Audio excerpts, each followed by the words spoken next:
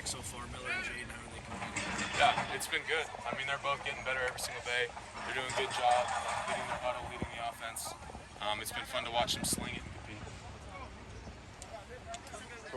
Coach. Earlier this week was kind of the leadership on the offensive line as one of the veteran guys. Like, how do you feel like you've kind of stepped up in that leadership position, especially on the center?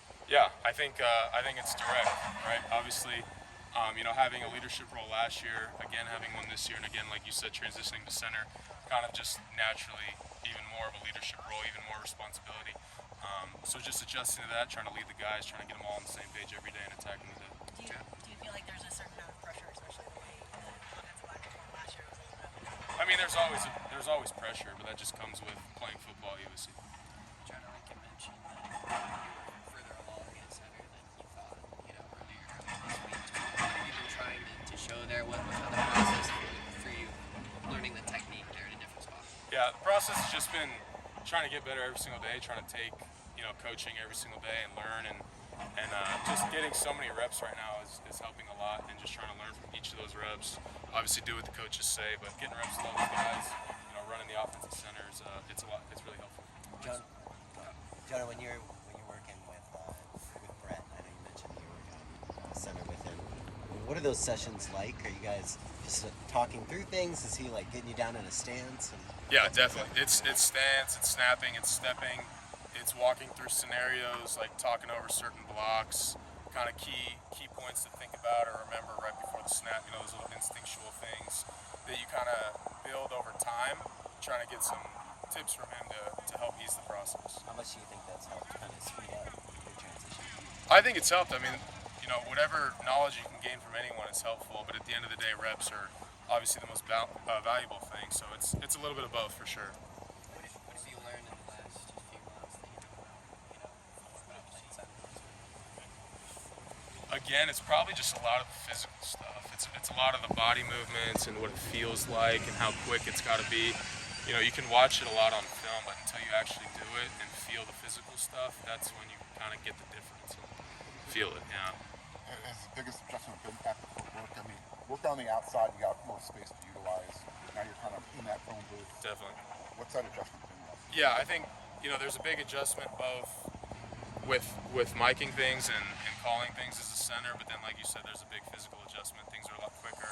Obviously, you're playing against different body types inside than you are on the edge. So both things, obviously bigger dudes typically and quicker. It's a shorter gap, like you said, shorter distance to close.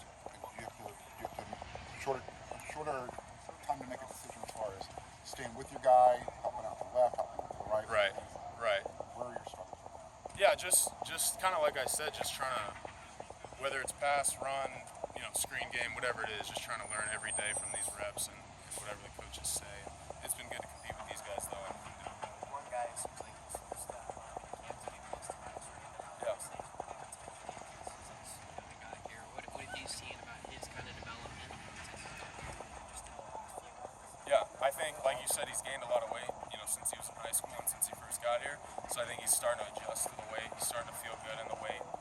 Obviously, it's a process, especially any guy as an O-lineman that's a freshman, redshirt freshman, whatever it is. Those are really valuable 2 years of development, no matter where you come from. So I think he's just getting used to the weight, and he's doing well.